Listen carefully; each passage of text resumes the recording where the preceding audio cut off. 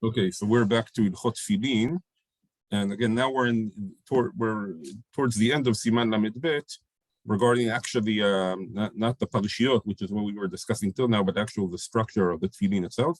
So last time we discussed the size of the tefillin, all the different shitot, and now we'll get into the shin of the tefillin.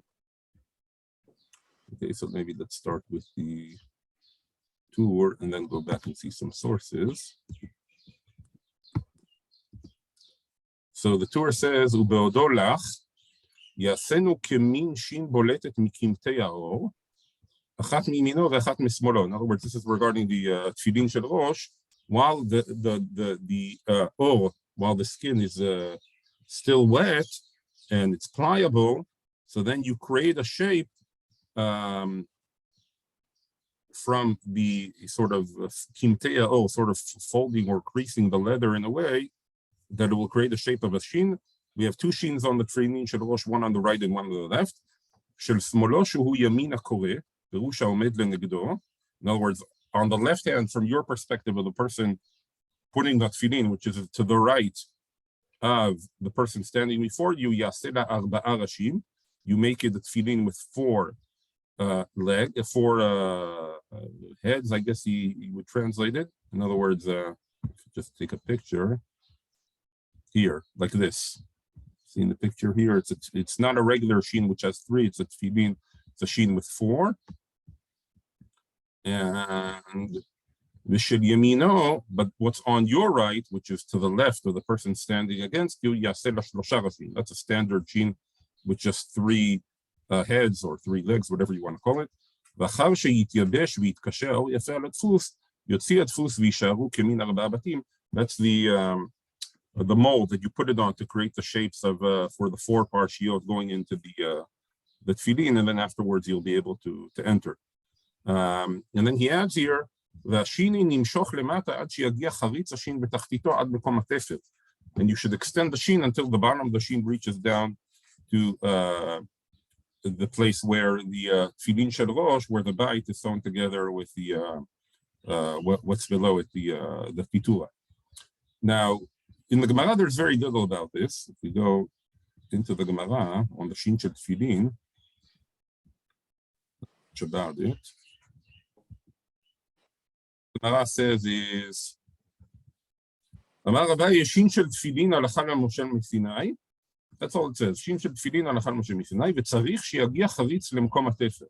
Ravdimi min ha'ar de'amar kevan demin kar lo tzarich. Now, according to Rashi, this statement of tzarich sheyagia charitz lemkom hatefer is not even talking about the shin shel tefillin. It's talking about the creases that are on the outside of the bait in between the batim. We'll see later on, the Rosh is the one that brought in another explanation that the shin shel tefillin, that tzarich sheyagia charitz, is referring to the bottom edge of the tefillin themselves.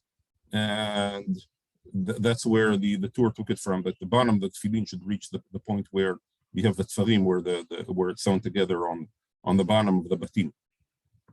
Okay, now here Tosfot brings from the Shimush HaRabbah, כתב בשימוש הרבה דתפילין צורת דשין דימינה ג' רישי ודשמאל ד' רישי ויאה פכלי כאן בה. Okay, so the Shimush HaRabbah, apparently this was a Masoret in the times of the Geonim already, that the shin should be on one side of three heads and on one side of four heads. Okay, the Rambam also brings this halacha. The Rambam says, he says, Shmona halachot yesh b'maaseh tefillin kulan halacha Moshe miSinai. Right, the Gemara said shin shel tefillin halacha Moshe miSinai, and one of them is in the middle, sheyeh ba'or shel rosh tzurat shin miyamin u'mismol, and he brings it later on. Kitzad osim tefillin shel rosh. He brings the whole thing, and then he says, "Velokchim or umartivim oto b'mayim umesimin bo ha'etz umachnisim et ha'or ben kol charin v'charitz umechmeshim oto v'hu ratuv mikan umikan ad she'osim bo dmut shin sheyesh la shlosha rashim mimin hameniach tefillin udmut shin sheyesh la arba'a rashim mismol hameniach." Okay, so he also brings this idea of having a tefillin with four. Now, and again, it's done by, it seems like you're pushing together, sort of creating these indents in the skin when it's wet and creating the shapes of the tefillin. Okay, what's the idea of the tefillin of the four legs? Well, what's the point of that? So the Beit Yosef brings an explanation He says as follows, back here, sit here,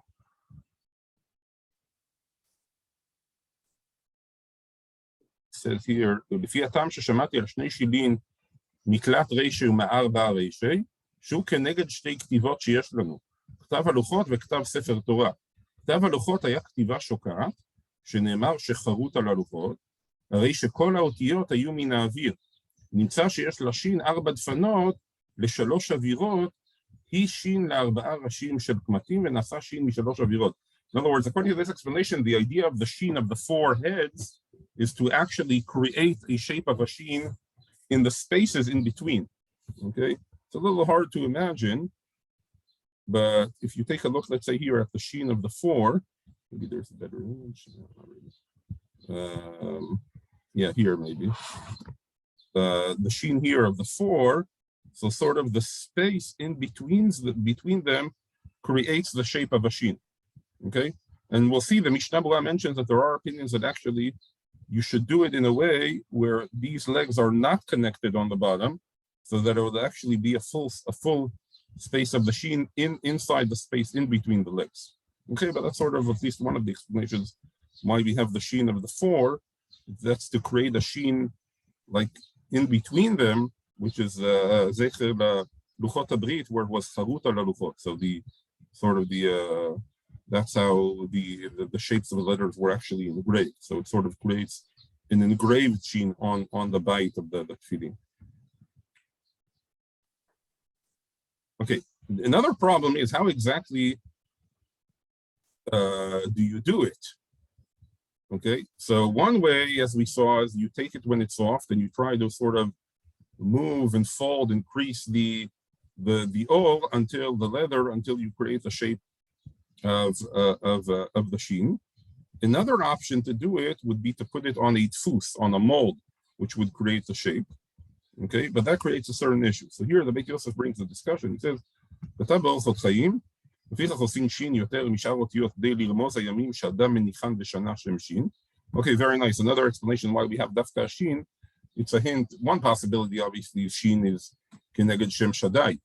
The other explanation that he brings here is that, or an additional explanation, is that shin is 300 is the amount of days that we put on tefillin during the year. If you subtract all the Shabbatot and the Chagim, etc., it comes out to 300.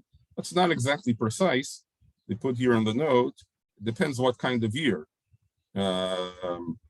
If it's a standard year and the Chagim fall out on certain days, then it comes out to 300. And sometimes it could be, he says here, some could be 296 days, sometimes it could be 301. If it's a Shana Mu'beret, obviously, then it's much more than 300. So the 300 is an approximate, okay, on most years. Some years it's precise, but on most years it's an approximate. And he says here also, v'chatav od, yizaer shelo ya'aseh hashin bedfus, she'im ha'sa'a lo yatsa mipnei shukecha tochot. In other words, the problem with doing it by a dfus is that it's a problem of chak tochot, because in essence, how would you do it by a dfus? You would sort of press against the tefillin from the outside and push in the or around the letter of the sheen, and that would create the letter of the sheen remaining. Okay, so if you do it that way, it's chak tochot. Why? Because you're sort of pressing around the sheen rather than in the sheen itself. Okay, so he quotes, he says, ושמעתי שהנזכרים בכך שמקמטים האור במלכת על ידי כפילה שכופל מהאור עד שנעשים סעיפי השינים בחתיכת ירחות, אבל אנו נוהגים לעשות השין מן הדפוס, וגם באורחות חיים כתב שיש אומרים שאין לחוק בזה, או פוק חזי מה ימה דבר. Okay, I found in the Or Zavua that he also says it's fine to do it by dfus. He says there are 2 reasons. Going back to the source pages. says here, יש הקובעים הבית בדפוס ועליו חקוק שין בולטת, ודוחקים אור הבית על הדפוס והיא נעשית. כיוון ויש לה תואר שין בחוליותיה ובזיוניה, יותר משין מחומתת באור, והשין בולטת כאין ציץ. אוקיי? And he says there's no problem of chakdochot. He says, he says it doesn't matter if it's chakdochot or not. It's not like the parshiot, just to create the shape. Also, he says if you push it from the back end, it is considered that you're creating the shape. Okay, so just I brought here from the Sefer Stam, where there's some pictures of how this is done.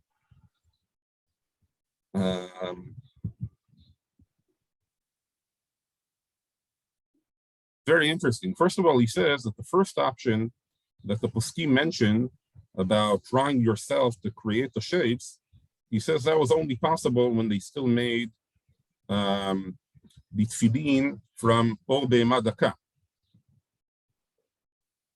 Says יצירת השין הבולטת מאוד אופן נעשתה אז על ידי שימוש בכלי כעין צבת. We're sort of using like a plier to pull it out. בואו נעזרו למשוך כלפי חוץ קטעים מהדופן בצורת תאות שין. אולם תהליך כזה היה אפשרי רק בזמנם, שבתי התפילין היו עושים באור בהמה דקה, שאור דק וכרך, אז כיום שבתי התפילין עושים באור בהמה גסה, אי אפשר ליצור בצורת אות על ידי משיכה בצבת, לכן אם העבר לאור בהמה גסה, היה צורך להמציא דרך חדשה ליצירת השין. He says, באור בהמה גסה, it's not possible to do it the old way, where you just pull it out or push it out, so they need a new method. So the other method would be the dfus. Okay? That's what he says. האופן הפשוט ביותר ליצור שין באור בהמה גסה על ידי הטבעה. מרטיבים את דופני הבית, מכניסים אותו לתוך מכבש, right? יחד עם תבנית גלופה צורת שין. I don't know how well you can see it on the Zoom. Basically here you have the sheen in a reverse order. This is and you press this against the tefillin using like this, like a press, where you just press them one onto the other. The problem is that here there's a concern of chakdochot.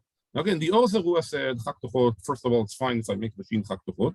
Secondly, you could argue that it's not really chakdochot because it depends how you view it. Do you view it that you're pushing the mold on the sheen, on the bite, in which case it is chakdochot because in essence the pressure you're creating is around the sheen, not on the sheen itself. Or you could view it as sort of that you're pressing the leather against it and pushing the leather into the you know, where the shape of the sheen is, in which case you're actually more directly creating the sheen. So you could argue whether that's chakdochot or not, and even if it is chakdochot, maybe it's kasher. Okay, however, they came up with another system. That's what he describes here. The way to do it, which is how they do it nowadays, is that they first create the sheen using this method. Then tzviat sheen, they color the sheen, and then they put it back in the press to flatten it out again.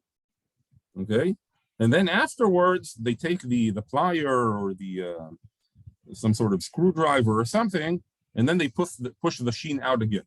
Okay, the advantage of this method is that on the one hand you have a very nice sheen that you can work with because you've already created the shape of the sheen once, but then sort of you flatten it out. But because it was already in the shape of the sheen, even after you flatten it out, it's very easy, it's easier to pull it out again.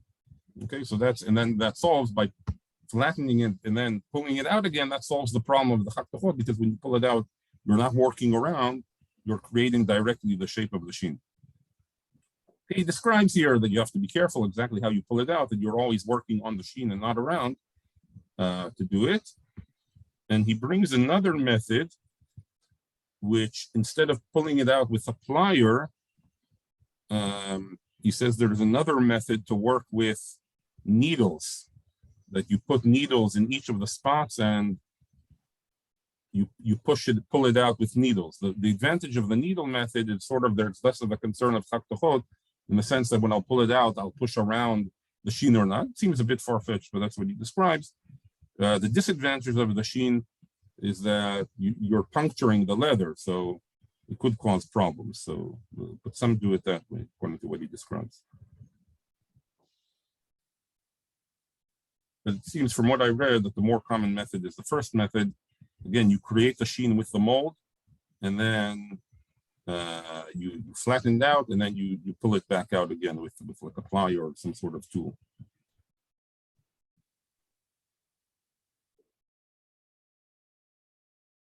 Again, you do it on both sides, one sheen like this and one sheen like that. See now the Shulchan Aruch, Mishnah Berurah, and all this.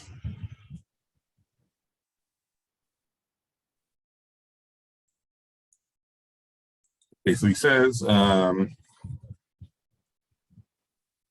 Shin shel Tfilin, הלכה למשה מסיני שיעשה באור הבתים של ראש כמין שין בולטת, מקמטי האור, אחד מימינו ואחד משמאלו, של ימין המניח של ג' ראשים ושל שמאל המניח של 4 ראשים. Again, from your perspective, wearing the tefillin, the one on your right is the 3 and the one on your left is the 4. אגם יהיו מפך אינו נפסל. If you reverse it, it's not pasul. A few details here on this in the Mishnah Berurah. He says, well, if the shin mitkalkel hashin and you can't read it, you need to fix it, as we saw it's halacha l'Moshe Sinai. There's a question here. Some say the shin doesn't need to be a proper ktav ashuri shin, but he says the minhag is to do it ktav ashuri mamash. He says the shin has to be made from the bite itself, not to glue to it the shape of the shin externally. And he says here regarding tfus, actually in the times of Mishnah Berurah he says that minhag pashut hayom la'asotan betfus. מפני שעל ידי זה יש לתואר שין בחוליותיה וזיעותיה יותר משין המקומותות בו. When you do it with the mold, it comes out to a much nicer shin. Again, as I said, nowadays we sort of win both worlds. That we do it first with the mold, press it back in, and then pull it back in. So we do have a nice shin at the end. של ימין המניח, he says, ואין חילוק בזה בין יתר לאחר, דבתר ימין ושמאל דעה מרזינה. Again, because it doesn't matter if the person is a righty or a lefty, because again, the main purpose is actually that the four-legged one will be to the right of the person standing against you. Why? Because then it has for him, to his right side, sort of the engraved shin in between the 4 legs, which is how it was in the Luchot HaBrit. So that's why it doesn't matter if you're a righty or a lefty, it goes by right or left, the Alma.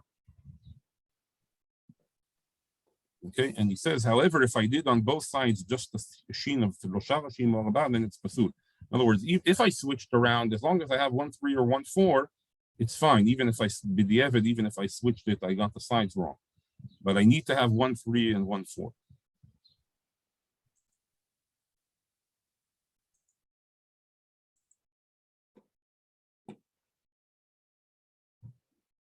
Here in the Biur Halacha, he says,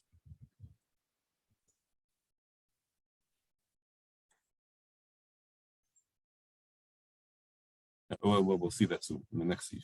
Okay, let's do quickly the next seif as well. He says here, charitz shel shin dainu chuda lemata yagia ad makom hatefer. Again, as the Gemara said that it needs to reach the makom hatefer. The question is, was the Gemara referring to the shin or to the charitzim in between the batim? So we are machmir like both perushim, that both the charitzim in between, again, the creases in between the batim, which are visible on the outside of the batim, go all the way down to the tefer, and also that the edge of the shin will reach the bottom. You can see it in the pictures, maybe. Yeah, you can see it here. Here, that the bottom of the shin reaches the place of the tefer of the batim.